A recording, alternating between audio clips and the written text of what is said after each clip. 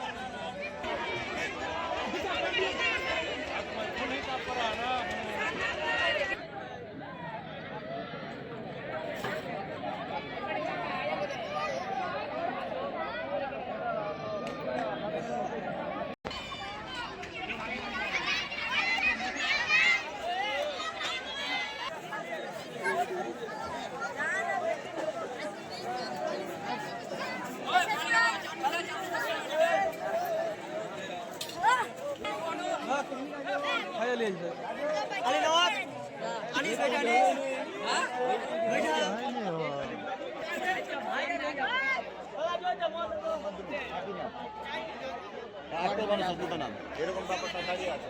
মসজিদে এরা পরে মুম্বাইয়ে পড়তে দেখেছি চেন্নাইয়ের